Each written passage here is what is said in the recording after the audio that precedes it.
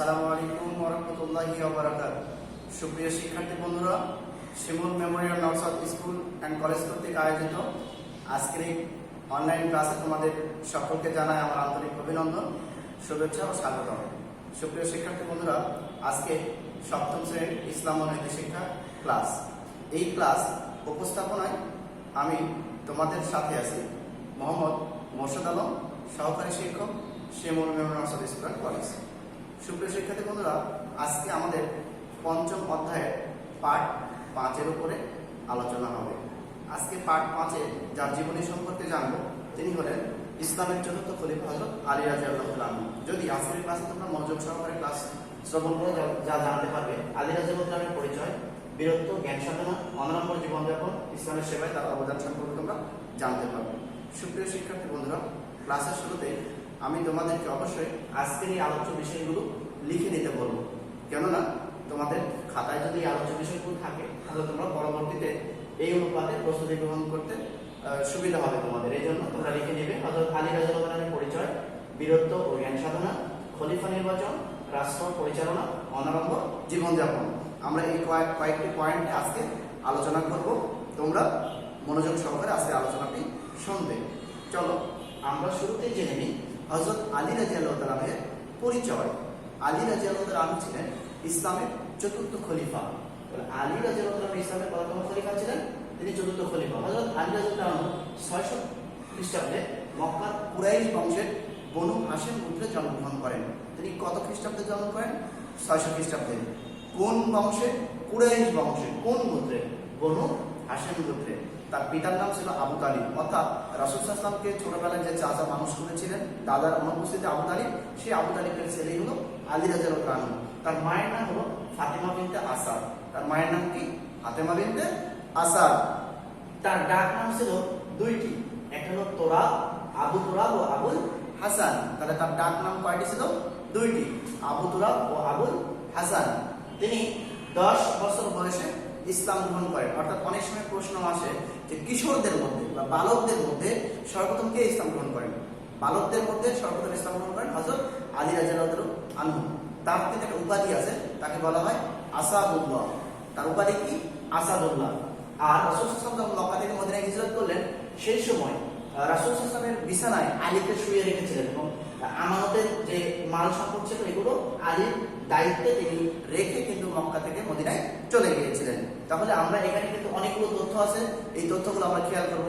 তিনি কত সালে জন্মগ্রহণ করেন, পিতার নাম কি, মাতার নাম কি, তার উপাধি কি, তারপরে তার ডাক নাম কি, তারপরে তিনি কত বছর বয়সে ইসলাম গ্রহণ করেন, এই বিষয়গুলো আমরা অবশ্যই জানবো এবং এই বিষয়গুলো এরপর আমরা জানবো হযরত আলী রাদিয়াল্লাহু তাআলার বীরত্ব। তাহলে বীরত্ব বলতে আমরা কি বুঝি? বীর মানে যিনি যুদ্ধ কৌশল সম্পর্কে ভালো জ্ঞান রাখেন অথবা ভালো কি করতে পারেন, সমর লড়তে পারেন, কুস্তি লড়তে পারেন। আমরা বীর বলতে তো এরকম একজন পুরুষকে বুঝি, তাই না? তাহলে আলী রাদিয়াল্লাহু তাআলার বীরত্ব, অর্থাৎ তিনি শুধু মানুষ হিসাবে নয় বরং তিনি যুদ্ধক্ষেত্রে তার অবদান কেমন, তিনি কিভাবে যুদ্ধ করতেন। এবার দেখি বদর যুদ্ধে অসাধারণ বীরত্বের সাথে রাসূল সাল্লাল্লাহু আলাইহি ওয়াসাল্লামের সাথে তিনি যখন যুদ্ধে অংশগ্রহণ করেছিলেন, তখন রাসূল সাল্লাল্লাহু আলাইহি ওয়াসাল্লাম তাকে একটা তরবারি উপহার দিয়েছিলেন। সেই তরবারির নাম হলো জুলফিকার তরবারি। তিনি রাসূল সাল্লাল্লাহু আলাইহি ওয়াসাল্লাম তাকে দিয়েছিলেন খাইবারের কামুস দুর্গ যখন জয় করতেছিলেন, সেই সময় রাসূল সাল্লাল্লাহু আলাইহি ওয়াসাল্লাম তাকে এই কি করেন, এই তরবারি দেন। রাসূল সাল্লাল্লাহু আলাইহি ওয়াসাল্লাম যে তরবারিটা আলী রাদিয়াল্লাহু তাআলাকে উপহার দেন, গিফট দেন, সেই তরবারির নাম কি? জুলফিকার। আর এই তরবারি দিয়ে পরবর্তীতে তিনি খাইবার যুদ্ধে কামুস দুর্গ বিজয় করেছিলেন। আর এই কামুস দুর্গ বিজয় করার কারণে রাসূল সাল্লাল্লাহু আলাইহি ওয়াসাল্লাম তাকে একটা উপাধি দিয়েছিলেন, যে উপাধি আগে বলেছি আসাদুল্লাহ। আসাদুল্লাহ শব্দের অর্থ হলো আল্লাহর। আসাদ মানে কি? আসাদ মানে সিংহ, তাহলে আল্লাহর সিংহ। তাহলে আসাদুল্লাহ হলো আল্লাহর সিংহ। তাহলে আলীর যে উপাধি রেখেছিল আসাদুল্লাহ, কখন দিয়েছিলেন? খাইবার দুর্গ বিজয়কালে। যখন তিনি খাইবার দুর্গ বিজয় করেছিলেন তখন তাকে এই উপাধিটি দেওয়া হয়েছিল। শুধু কি তাই, যখন হুদাইবিয়ার সন্ধি হয়েছিল, সেই সন্ধির চুক্তিপত্র হয়েছিল, সেই চুক্তিপত্র লেখার সময় মুসলিমদের পক্ষে যিনি চুক্তিপত্র লিখেছিলেন তিনি ছিলেন হযরত আলী রাদিয়াল্লাহু তাআলা। অর্থাৎ তিনি হুদাইবিয়ার সন্ধির চুক্তিপত্রের লেখক ছিলেন। তার মানে বোঝা যাচ্ছে তিনি শিক্ষিত ছিলেন এবং তিনি পণ্ডিত ছিলেন। সেই সময় কিন্তু সবাই কিন্তু লিখতে জানতো না। কিন্তু তিনি লিখতেও জানতেন এবং পড়তে তো জানতেনই। শুধু তাই নয়, মক্কা বিজয়ের সময় যখন প্রত্যেকটা যুদ্ধের সময় কিন্তু রাসূল সাল্লাল্লাহু আলাইহি ওয়াসাল্লাম ইসলামের পতাকা একজন সাহাবীর হাতে দিতেন। মক্কা বিজয়ের সময় আলী রাদিয়াল্লাহু তাআলা আনহুর হাতে মুসলিম বাহিনীর সেই পতাকাটি ছিল।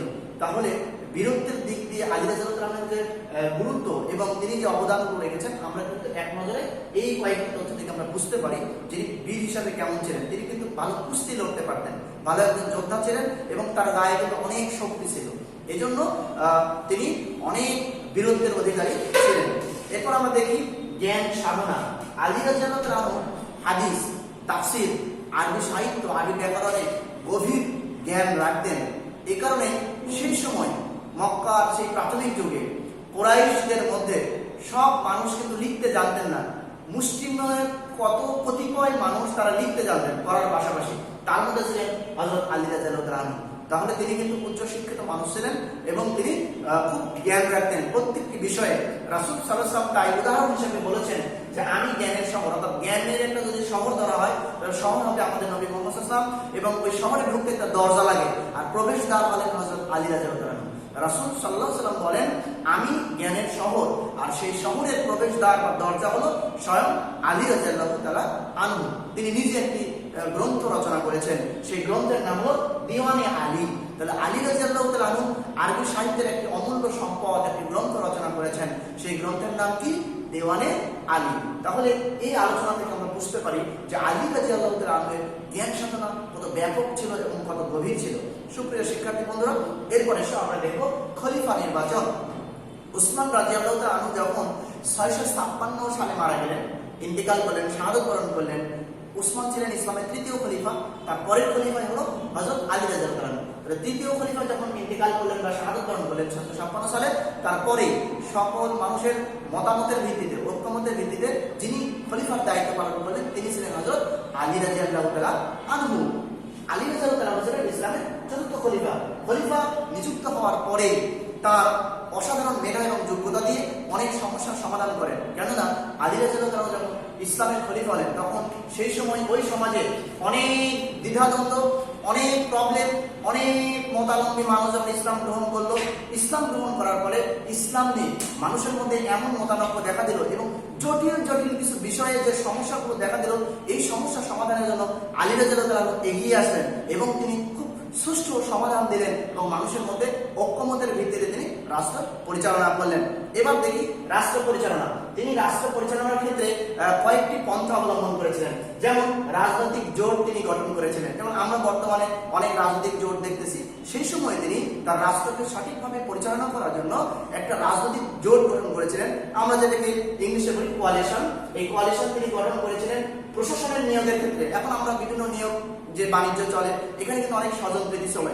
সেই সময় তিনি একজন খলিফা হিসেবে স্বজনপ্রীতি সম্পূর্ণভাবে পরিহার করতেন, অর্থাৎ কাছের মানুষকে যে দায়িত্ব দিতে হবে বিষয়টি এমন নয়। যিনি যেখানে যোগ্য এবং আমানতদার এমন ব্যক্তি দেখি তিনি যথাস্থানে প্রশাসনে দায়িত্বশীল মানুষকে তিনি নিয়োগ করেছিলেন। এই জন্য এটাকে বলা হচ্ছে নেপোটিজম বা স্বজনপ্রীতি। এই জিনিসটি তিনি পরিহার করেছিলেন যে কাছের মানুষ হলেই তাকে ভালো দায়িত্ব দিব, যোগ্যতা না থাকলেও এমনটি তিনি কখনোই করেননি। আলী রাদিয়াল্লাহু তাআলা আনহুর প্রশাসনিক আদর্শ প্রতিফলিত হয় আরেকটি ঘটনার মাধ্যমে। সেটি হলো মিশরের গভর্নর মালিক আল আশতারের নিকট তিনি একটি চিঠি প্রেরণ করেছিলেন। এই প্রেরিত চিঠির মাধ্যমে প্রমাণিত হয়েছিল যে আলী রাদিয়াল্লাহু তাআলা আনহু রাষ্ট্র পরিচালনায় কতটা সৎ ছিলেন, আমানতদার ছিলেন। তিনি ওই সময় এই মালিক আল আশতারের নিকট যে চিঠি লিখেছিলেন, এই চিঠিতে তিনি বলেছিলেন যে তোমার ওই এলাকায় রাষ্ট্র পরিচালনা করতে গিয়ে কখনোই দায়িত্বশীল ব্যক্তিকে যখন দায়িত্ব দেওয়া হবে সে যেন কাছের মানুষ না হয়, অথবা কাছের মানুষ বা যেই হোক দায়িত্বশীল দায়িত্ব পালন করতে গিয়ে যদি কোনো ভুল করে ত্রুটি করে তাকে যেন ধরিয়ে দেওয়া হয় এবং তাকে সঠিক রাস্তায় যেন তাকে দিক নির্দেশনা দেওয়া হয়। সর্বদা রাষ্ট্র পরিচালনার স্বার্থে যেন রাষ্ট্রের উন্নয়ন কল্পে বা রাষ্ট্রের উপকারার্থে যে জিনিসগুলো দরকার এগুলো যেন বিবেচনা করা হয় এবং জনসাধারণের উপর যেন জুলুম নির্যাতন না করা হয়। এই বিষয়ে তিনি চিঠি লিখেছিলেন। এই চিঠির মাধ্যমে কিন্তু তার রাষ্ট্র পরিচালনার যে দায়িত্বশীলতা এটা কিন্তু প্রস্ফুটিত হয়েছিল। অনরক্ষণ জীবনযাপন, হযরত আলী রাদিয়াল্লাহু আনহু সর্বদাই কঠোর পরিশ্রম করে জীবিকা নির্বাহ করতেন এবং তিনি কখনো জাঁকজমকপূর্ণ জীবনযাপন করতেন না। আলী রাদিয়াল্লাহু আনহু সর্বদা একেবারে সাধারণ মানুষের মতো তিনি জীবনযাপন করতেন। তিনি 6 বছর খিলাফতের দায়িত্ব পালন করেন। কয় বছর খিলাফতের দায়িত্ব পালন? 6 বছর। 661 সালে নামাজরত অবস্থায় ইবনে মুলজুম নামক একজন খারেজি তাকে হত্যা করেন এবং তিনি শাহাদত বরণ করেন। তাহলে 6 বছর তিনি খিলাফতের দায়িত্ব পালন করেছিলেন এবং 661 খ্রিস্টাব্দে ইবনে মুলজুমের হাতে তিনি শাহাদত বরণ করেছিলেন। এই ছিল হযরত আলী রাদিয়াল্লাহু তাআলার সংক্ষিপ্ত জীবনী। এসো আমরা মূল্যায়নের মাধ্যমে দেখি তোমরা কতটুকু ক্লাসটি শুনেছো। আলী রাদিয়াল্লাহু তাআলা কোন বংশে জন্মগ্রহণ করেন? তাহলে কুরাইশ বংশে জন্মগ্রহণ করেন। আলী রাদিয়াল্লাহু তাআলা আনহুর উপাধি কি ছিল? হযরত আলী রাদিয়াল্লাহু তাআলা আনহুর উপাধি ছিল আসাদুল্লাহ বা আল্লাহর সিংহ। দিওয়ানে আলী গ্রন্থটি কে লিখেছেন? দিওয়ানে আলী গ্রন্থটি লিখেছেন হযরত আলী রাদিয়াল্লাহু তাআলা আনহু। কার হাতে হযরত আলী রাদিয়াল্লাহু তাআলা শাহাদাত বরণ করেন? ইবনে মুলজুমের হাতে আলী রাদিয়াল্লাহু তাআলা শাহাদাত বরণ করেন। সুপ্রিয় শিক্ষার্থী বন্ধুরা, এই ছিল আজকে আমাদের ক্লাস। আগামী দিনে এই অধ্যায়ের পঞ্চম পাঠের উপর তোমাদের টপলেস হবে। তোমরা অবশ্যই ভালো প্রস্তুতি গ্রহণ করবে। সেই সাথে তোমরা এই করোনাকালীন সময়ে এবং সামনে যত আমাদের বার্ষিক পরীক্ষা আশা করি আমরা নিব, সেক্ষেত্রে ভালো পড়াশোনা করবে। তোমাদের সকলের সুস্বাস্থ্য দীর্ঘ কামনা করে